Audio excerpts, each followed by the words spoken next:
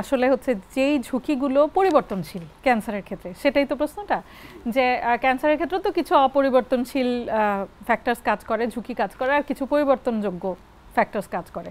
এই পরিবর্তনযোগ্য ফ্যাক্টরসগুলোর মধ্যে সবচেয়ে প্রথম পরিবর্তনযোগ্য ফ্যাক্টরসটা হচ্ছে যে পেশেন্টের লাইফস্টাইল, মানে সে কেমন খাবার দাবার খাচ্ছে, তার বডি ওয়েটটা কেমন। যেমন দেখা যায় যে ওবেস পেশেন্ট যারা যারা বেশি ফ্যাটি ফুড ইনটেক করে, অথবা হচ্ছে গিয়ে জাঙ্ক ফুড যারা খায়, ট্রান্স ফ্যাট কন্টেনিং খাবার যারা খায়, তাদের ক্ষেত্রে ওজনের সাথে সাথে ক্যান্সারের প্রবণতাটা বাড়তে পারে।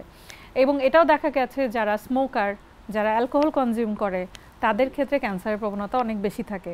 তারপরে আরও কিছু ফ্যাক্টরস আছে, যেমন আমাদের এখন চিন্তাভাবনা চেঞ্জ হয়েছে, আমরা নারীরা স্বাবলম্বী, আমরা এখন কিন্তু বিয়ে করার বয়সটা অনেক পিছিয়ে গেছে আগেকার মেয়েদের তুলনায়।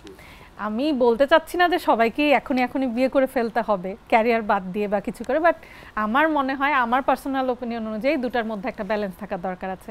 আমাদের এখনকার মেয়েদের ক্ষেত্রে দেখা যায় যে ফার্স্ট প্রেগনেন্সির এজটা মোর দ্যান 35 হয়ে যাচ্ছে, that is considered as a late pregnancy. And late pregnancy হলে কিন্তু ব্রেস্ট ক্যান্সারের পসিবিলিটি অনেক বেড়ে যায়, অনেক গুণ বেড়ে যায়, 20 গুণ বেড়ে যায়।